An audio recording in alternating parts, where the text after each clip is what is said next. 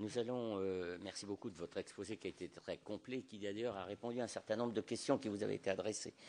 Donc je vais passer la parole à Éric Bocquet pour que celui-ci complète les questions qui seront les nôtres.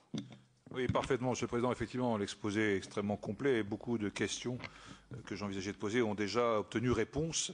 J'en retiendrai trois plus générales. Donc, on s'était vu, Monsieur Chavagneux, il y a un peu plus d'un an, ici même, dans une autre commission d'enquête, et je voulais avoir votre évaluation de cette année passée. Bon, rien n'est réglé, ça serait présomptueux de le dire, bien évidemment. Mais il s'est passé des choses et je voudrais avoir votre appréciation sur cette année. Pensez-vous que cette année ait été utile du point de vue de la lutte contre l'évasion fiscale dont il est question partout aujourd'hui? Voilà. Deuxième question, ça c'est plus de détails dans ce que vous avez dit. Vous avez évoqué les îles Caïmans et vous avez dit que l'argent n'y restait pas. C'est bien ce que j'ai entendu. Voilà. Donc je suis un peu surpris. J'aimerais que vous m'expliquiez ce que ça veut dire exactement. Et question annexe. S'agissant des îles Caïmans où la transparence n'est pas la vertu cardinale, comment avez-vous eu accès aux chiffres relatifs à l'activité financière des îles Caïmans, tout simplement? J'aimerais que vous m'informiez là-dessus. Troisième chose, est-ce que vous diriez que les banques ont changé d'attitude ces dernières années, compte tenu des effets de la crise qu'on est en train de vivre encore aujourd'hui? J'étais à Bruxelles la semaine dernière dans le cadre de cette commission d'enquête et vous avez parlé du lobbying bancaire qui est une réalité concrète. À Bruxelles, nous a-t-on dit, on a eu l'occasion de rencontrer un représentant de Finance Watch. Il y a plusieurs milliers de lobbyistes sur la place de Bruxelles. 700 d'entre eux sont des lobbyistes de la banque. Donc oui, on a bien senti une volonté d'avancer. Des textes sont d'ailleurs imminents dans leur sortie. Des mesures s'avancent, se précisent. Mais il y a le lobby bancaire. Donc quel est son poids? Et encore une fois, pensez-vous que les banques ont changé d'attitude, ont tiré les leçons de ce qui a été constaté après la crise de 2008 notamment? J'ai en tête un documentaire, excellent documentaire sur France 3 il y a 3 ou 4 semaines, en deuxième partie de soirée, et le thème justement c'était les banques ont-elles changé depuis 2008? Et à l'évidence de ce que j'ai vu et entendu, il apparaît très clairement que les banques n'ont pas changé. L'ingénierie à l'œuvre sur la spéculation va bon train. Voilà, quel est votre point de vue là-dessus? Je vous remercie. Alors sur la première question, plus que l'année passée, je pense que 2013 montre une rupture. Jusqu'en 2013, on était sur la logique, qui était une logique intéressante mais largement insuffisante, de la mise en œuvre d'un échange d'informations fiscales à la demande. D'accord? Dès qu'un fisc, si le fisc français a des doutes sur la façon dont un Français utiliserait un pays étranger pour ne pas payer ses impôts, alors il doit constituer son petit dossier et le demander. Monsieur Yann Gallu, votre confrère parlementaire de l'Assemblée nationale, nous a dit hier sur la radio-télévision suisse que, par exemple, il avait fait 239 demandes. La France a fait 239 demandes à la Suisse et a obtenu entre 6 et 9 réponses, si je me souviens bien. Donc pratiquement rien du tout. L'échange d'informations fiscales à la demande, ça ne fonctionne pas. Les paradis fiscaux traînent des pieds pour répondre. Et lorsqu'ils répondent avec des données de mauvaise qualité qu'il ne faut que confirmer ce qu'on leur a envoyé. Donc, 2013, ce qu'on gagne, c'est que ça démarre dès juin 2012 avec l'OCDE qui, de manière tout à fait surprenante, il faudrait demander aux gens de l'OCDE pourquoi ils se sont retournés. Enfin, je pense qu'ils se sont retournés parce qu'ils s'aperçoivent que l'échange d'informations à la demande ne fonctionne pas. En juin 2012, au G20 de Los Cabos au Mexique, l'OCDE arrive avec un rapport nous disant qu'il faut mettre en œuvre l'échange automatique d'informations fiscales parce que c'est ce qui est le plus efficace. On a en 2013 la validation politique de ça, qui est extrêmement importante, à la fois par le président de la République française dans son discours du 10 avril, à la fois par le Conseil européen du 22 mai, qui valide cette stratégie au niveau européen, et à la fois, on devrait l'avoir de manière encore plus importante au G20 de Saint-Pétersbourg de septembre, puisqu'on demande à l'OCDE d'établir un nouveau standard mondial d'échange d'informations fiscales, qui est l'échange automatique d'informations fiscales. Comprendre que l'échange automatique d'informations fiscales, c'est un sacré coup porté au secret bancaire à des fins fiscales.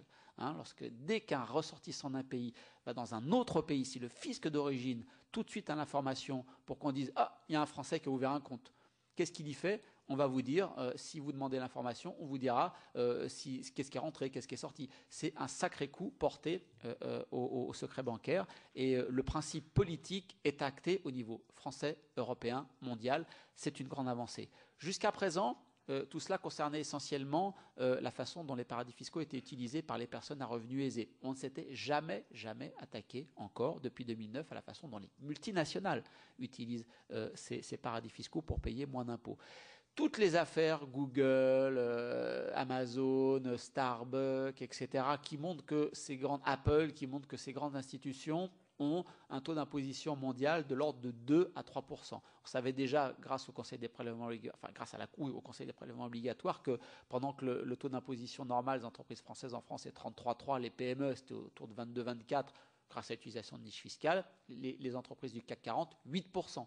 Et encore 8% lorsque vous enlevez, Gilles Carrez avait montré que lorsque vous enlevez les 4 grandes entreprises publiques, vous avez 40% des impôts payés par les entreprises du CAC 40. Donc pour le privé, c'est encore plus faible. Il y a des entreprises du CAC 40 qui font des profits, réalisent des profits, ne payent aucun impôt. Ou alors utilisent de manière fiscale tout ce qui leur permet de ne pas avoir de bénéfices en France et donc bien sûr ne payent pas d'impôt, d'où la justification, mais payons pas d'impôt, nous ne faisons pas de bénéfices. D'accord, mais pourquoi ne faites-vous pas de bénéfices enregistrés en France? Là, c'est l'utilisation des techniques d'optimisation qui permettent de les déclarer ailleurs.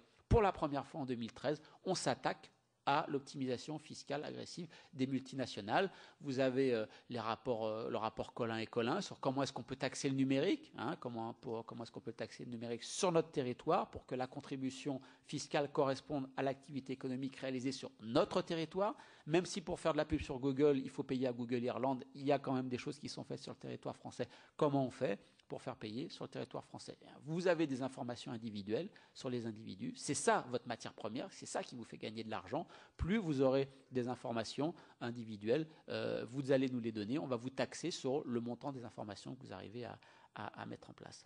La comptabilité par pays, elle est validée par le président de la République, elle est validée par vous dans le cadre de la loi bancaire, par le président de la République qui le dit pour les banques et qui dit « je veux le mettre en place pour toutes les entreprises dans un cadre européen ». Le Conseil européen du 22 mai dit « c'est une évolution que nous souhaitons ». Pas de calendrier encore une fois, donc ça peut prendre du temps, mais le principe politique est validé. Maintenant, il faut continuer à se battre sur ce sujet. Et cerise sur le gâteau, l'Angleterre nous dit, y compris sur les trusts, qui est l'autre volet du secret des fins fiscales, nous allons pouvoir avancer. Donc, je ne sais pas, c'est un rapport de force, bien sûr. Jusqu'à présent, il n'était pas engagé complètement. Aujourd'hui, il est complètement engagé sur les personnes à revenus aisés, sur les grandes entreprises qui utilisent ces paradis fiscaux. Je ne sais pas ce qu'il donnera au final, mais je sais que le combat politique est engagé. Ça, au moins, c'est sûr. C'est la grande avancée de 2013. Ça va dans le bon sens. L'argent des Caïmans, comment j'ai obtenu les chiffres? C'est très simple, ce sont des données publiques. Si vous allez le site de la Banque des règlements internationaux, vous avez pour l'ensemble des grands centres financiers mondiaux tout l'argent qui rentre, tout l'argent qui sort. Donc j'ai simplement pris les courbes de la Banque des règlements internationaux. Vous pouvez le faire aussi bien pour Singapour, pour la Suisse, pour tout le monde. Le principe d'un paradis fiscal, c'est d'estampiller, c'est un droit de propriété. C'est une astuce juridique qui permet d'estampiller les droits de propriété. Donc vous pouvez dire, mon argent, à partir du moment où il est passé au Caïman, est estampillé propriété Caïman, et donc contrôle, et donc taxation Caïman.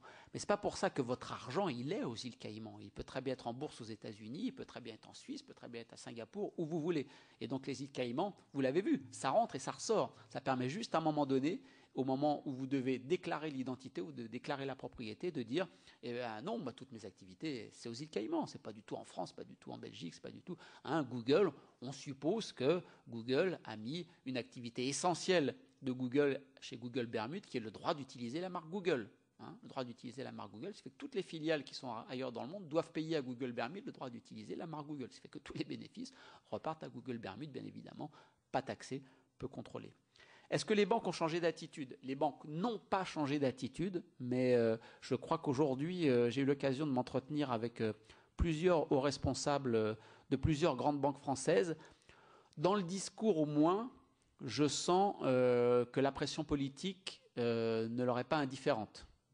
Je sens qu'aujourd'hui, dans le discours au moins, on me dit il y a des choses qu'on faisait hier qu'on ne pourra plus faire demain, il faut qu'on revoie notre politique. On ne me dit pas mais c'est un scandale, nous allons sortir. Et si l'intuition que je vous ai proposée est juste, mais encore une fois, elle demanderait d'être vérifiée, si les paradis fiscaux ne sont pas seulement une façon pour les grandes banques françaises d'échapper à l'impôt, pour elles-mêmes, pour leurs clients, personnes morales ou personnes physiques, mais aussi que c'est tellement inclus dans le fonctionnement même de leur modèle, de leur business model. C'est-à-dire qu'une grande partie de leur endettement passe pour des raisons d'opacité, d'instabilité, en partie fiscale, par ces paradis fiscaux. On ne peut pas couper du jour au lendemain ce type d'activité. Il faut trouver d'autres modes de financement. Ça veut dire que si vous réduisez votre endettement à court terme en dollars, il faut trouver d'autres sources de financement pour les banques françaises. Donc ça ne se fait pas en claquant des doigts. Ça prend du temps, ça prend des mois, ça prend des années. C'est un business model à redéfinir. Aujourd'hui, ce que j'entends dans le discours, il faudra le vérifier dans les actes, ce que j'entends dans le discours, c'est que l'utiliser ces territoires semble de moins en moins accepté politiquement et qu'aujourd'hui, en tout cas sous la pression, elles sont prêtes à changer. Les investisseurs, encore une fois, je vous ai rappelé George Soros, de leur côté, doivent être mobilisés en disant si vous avez de l'argent à placer, fonds de pension, compagnie d'assurance, et que vous achetez des titres de dette bancaire ou de n'importe quoi, et que demain vous vous retrouvez à la une des journaux en disant monsieur machin a investi dans cette banque qui développe ses activités dans les paradis fiscaux, ça fait mauvais genre, ça joue sur la rentabilité de la banque, ça joue sur le cours de l'action de la banque. Donc en tant qu'investisseur, vous n'avez pas intérêt, sélectionnez fiscalement les entreprises chez lesquelles vous allez investir. Et si vous investissez chez IBM, chez machin, ou dans une grande entreprise du CAC 40, faites attention en tant qu'administrateur, le jour où vous êtes à l'Assemblée Générale ou si vous êtes membre du conseil d'administration, pour dire basta avec ce type de politique d'utilisation agressive des paradis fiscaux. Donc je sens qu'il y a une prise en compte un peu plus forte grâce à la pression politique dans le discours. Est-ce que ça va changer dans les actes demain? On se retrouvera dans quelques années pour en juger. Bien, eh bien écoutez, je vais donner la parole à Nathalie Goulet et puis après à notre collègue Jacques Chiron. Voulez-vous les poser l'une après l'autre? Oui, très bien, vous répondrez comme ça à chacun d'entre eux après. Oui, monsieur le rédacteur en chef, je suis un peu déçu que dans les déclencheurs de la prise de conscience de la fraude fiscale, vous n'ayez pas cité le travail du Sénat, qui a quand même été à l'origine, notamment avec une très grosse médiatisation, une jalousie de l'Assemblée nationale qui nous convient très bien, qui a quand même été à l'origine d'un certain nombre de mouvements et d'une attention, notamment de la presse et des médias. Et il faut reconnaître à Éric Boquet, à Philippe Dominetti à l'époque, enfin, et aux administrateurs vaillants, un travail absolument remarquable. Comme vous devez siéger dans beaucoup d'instances et parler dans beaucoup d'estrades, je trouve que ce serait un grand honneur et en même temps assez légitime que vous mettiez le travail du Sénat en avant, parce que pour le coup, on a été précurseurs. Je le reconnais bien volontiers. Voilà. Bon, alors voilà, ce qui est dit est dit.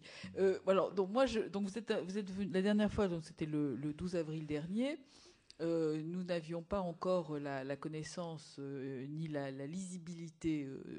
Moi, j'ai une question assez. J'en ai deux. La première, c'est les mesures internationales, c'est bien, mais il y a aussi pas mal de mesures nationales qui doivent être prises. Je pense à deux choses. Quelles sont vos préconisations en matière de formation?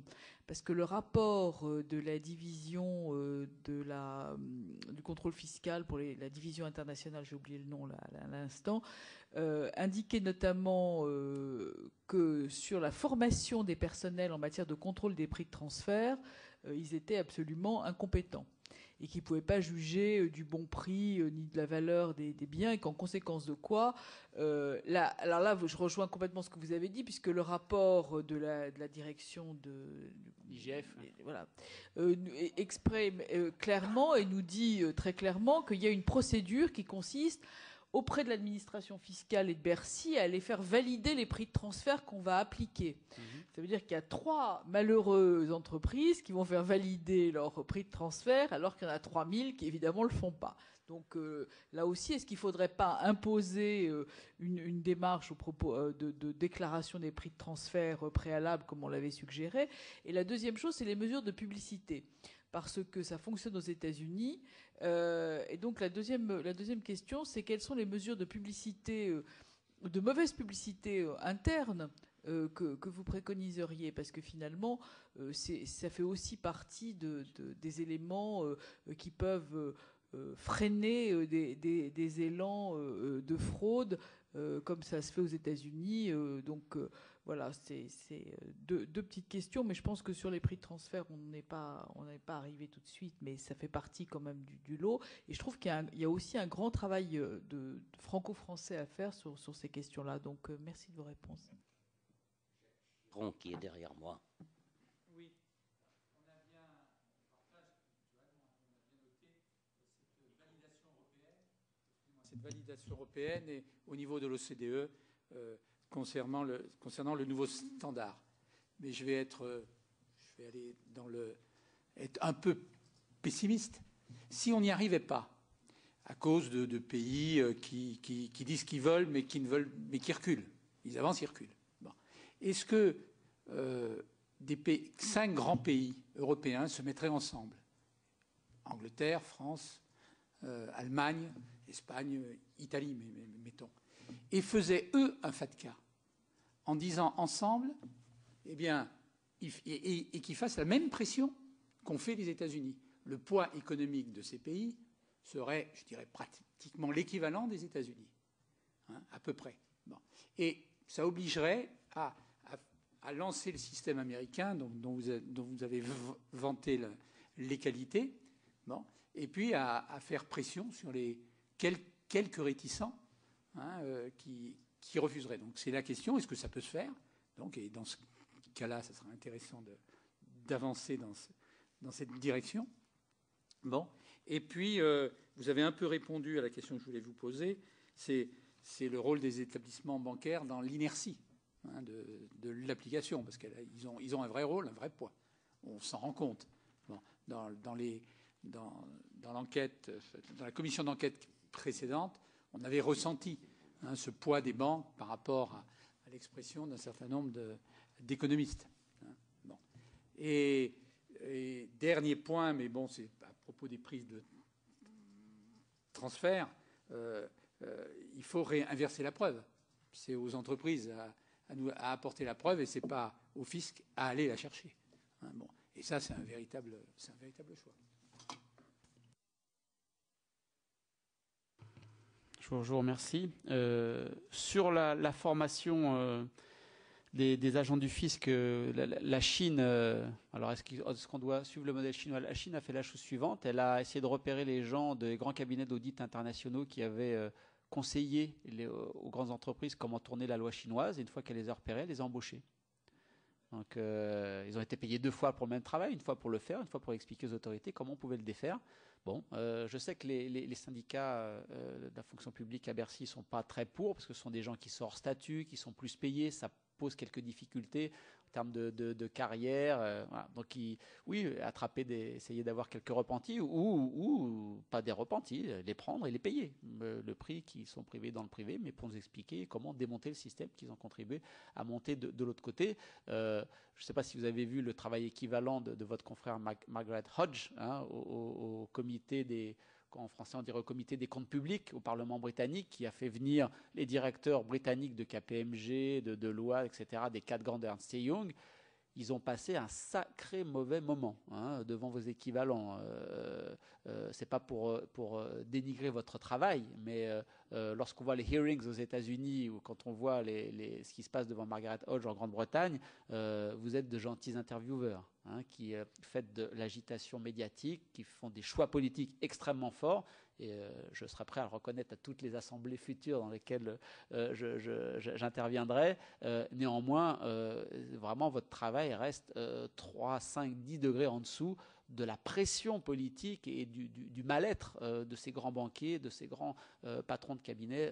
Allez regarder 3 minutes sur Internet. Hein, vous allez voir que ça secoue drôlement. On ne sort pas indemne de ce genre de hearings, même si aux États-Unis on se blinde et vous pouvez, même si le mensonge aux États-Unis devant ce genre, on prête serment, hein, là-bas aussi, mais on va très très loin si on met en évidence que vous avez menti, on va très loin, mais c'est pas ça tellement le problème, c'est que les éléments techniques profonds et la remise en cause des individus, des patrons d'entreprise, des patrons de professionnels de droit et du chiffre va très très loin. C'est pas une incitation pour vous à devenir des méchants, mais de fait, quand vous regardez la comparaison, ils vont beaucoup plus loin et ils sont beaucoup plus volontaires dans la remise en cause.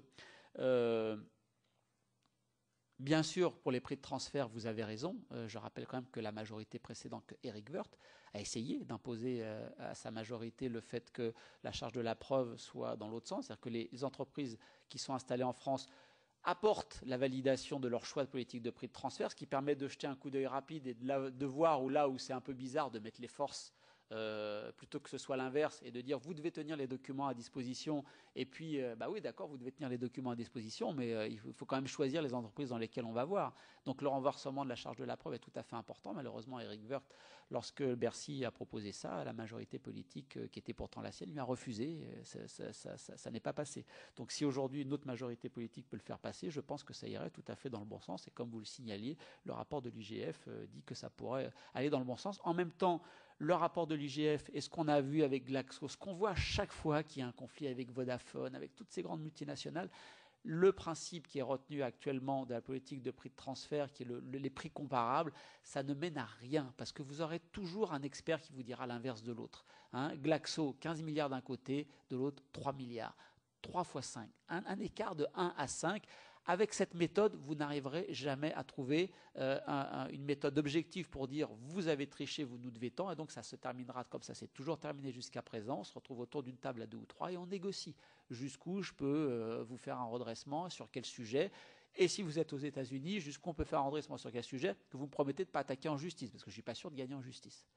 Donc, oui, il faut sûrement nettoyer la loi en France, comme le demande le rapport de l'IGF, parce que les principes, là aussi, datent de 1927, je crois. Le principe des contrôles des prix de transfert en France date de 1927. Il faut dépoussiérer, remettre des choses, mais tant qu'on restera à la méthode des prix comparables, je pense qu'on aura des batailles avec les multinationales qui sont bien armées fiscalement. Ce sera toujours difficile. Donc, il faut essayer d'avancer et promouvoir. Je pense que même si politiquement, on n'y arrivera pas demain matin, mais je pense qu'il faut promouvoir ce principe des comptes consolidés au niveau européen, voire au niveau mondial. A priori, là, après tout, la France peut porter, dire c'est un idéal, nous aimons, on sait bien que ça va pas se faire demain matin, il va falloir négocier, mais c'est un idéal que nous porterons, et aussi bien vous, sénateurs, que députés, qu'au niveau de la présidence ou du Premier ministre, on pourrait avoir ce discours.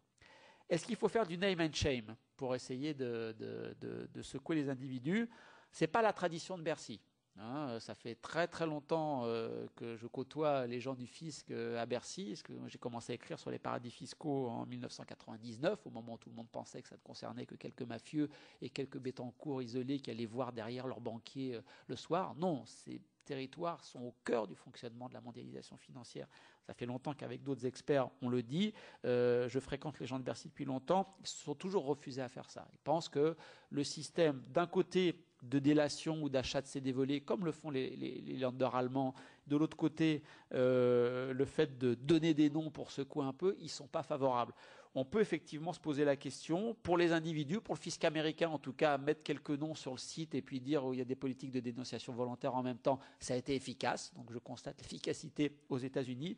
Pour les entreprises, c'est plus délicat et là vous aurez du mal sûrement à convaincre les gens de Bercy qui vont vous dire pourquoi est-ce que je vais mettre je risque d'imposer des problèmes de compétitivité aux entreprises françaises en la mettant en avant alors que toutes les autres le font et les autres pays ne mettent pas en avant. C'est à la société civile, c'est peut-être aux parlementaires de se mobiliser. Ce qui se passe en Angleterre aujourd'hui, c'est le travail long et répété d'une société civile qui s'investit sur le sujet, qui est de plus en plus présent dans les médias.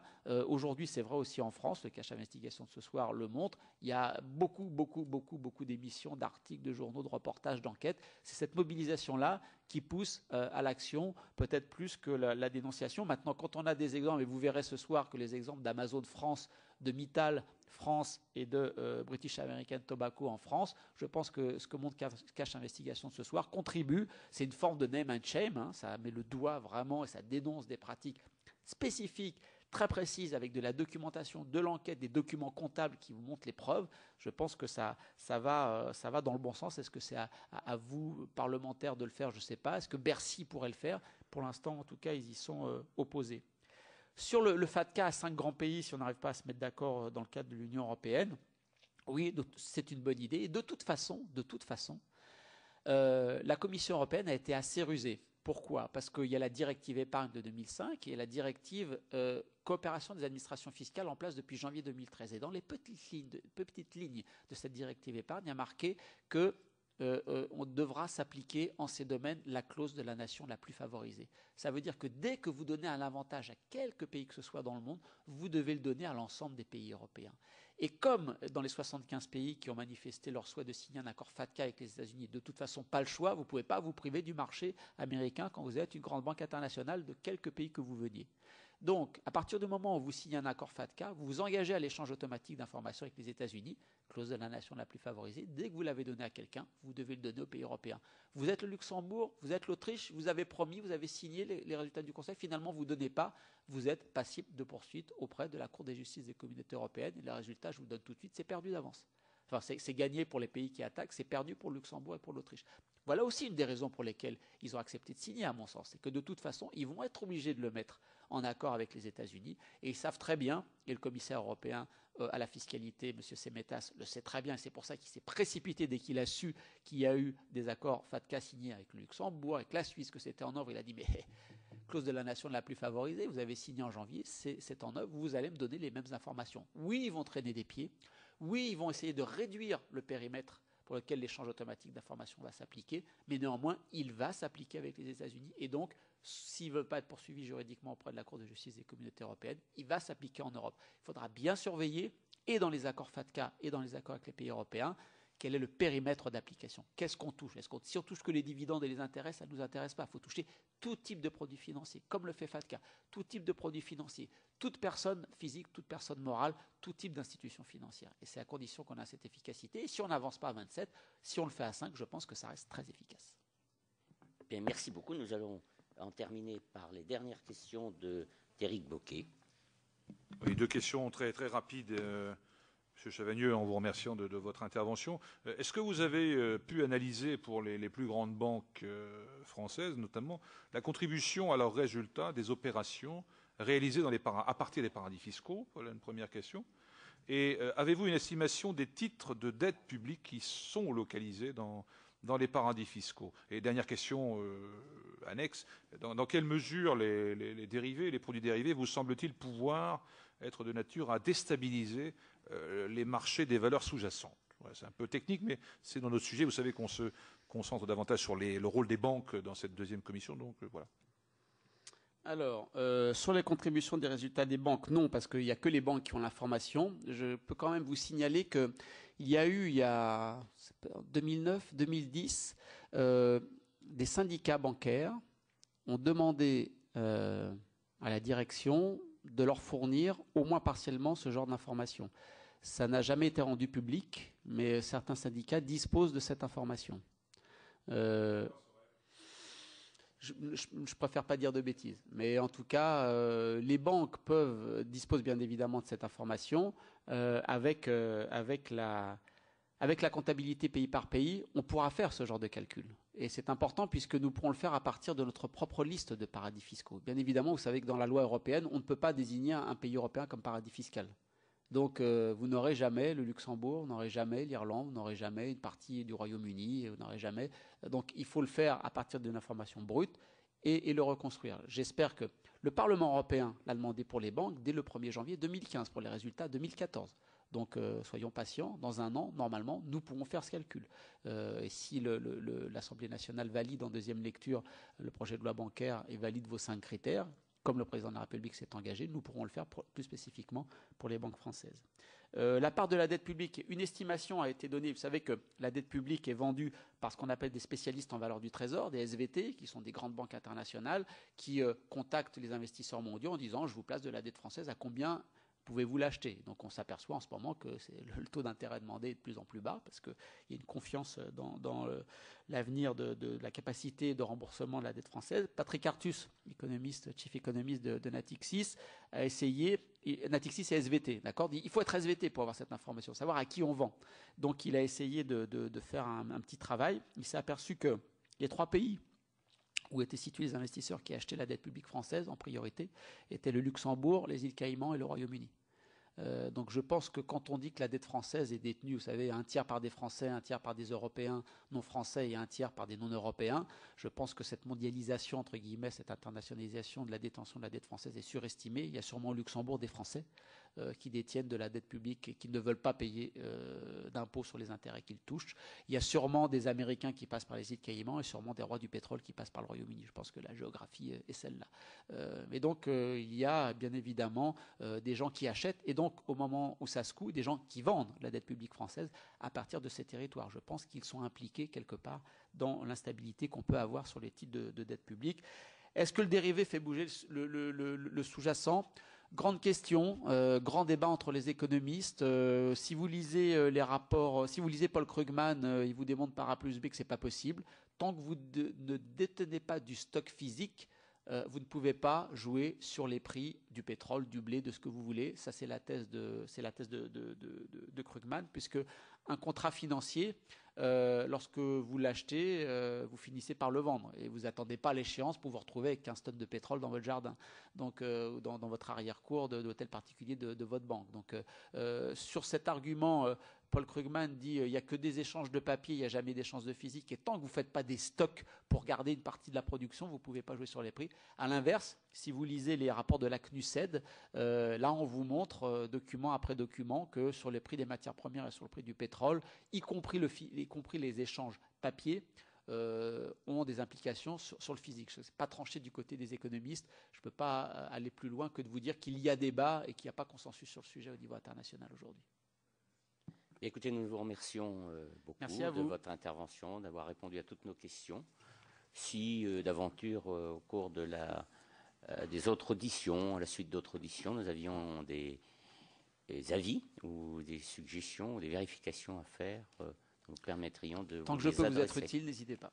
Merci beaucoup. Merci à vous.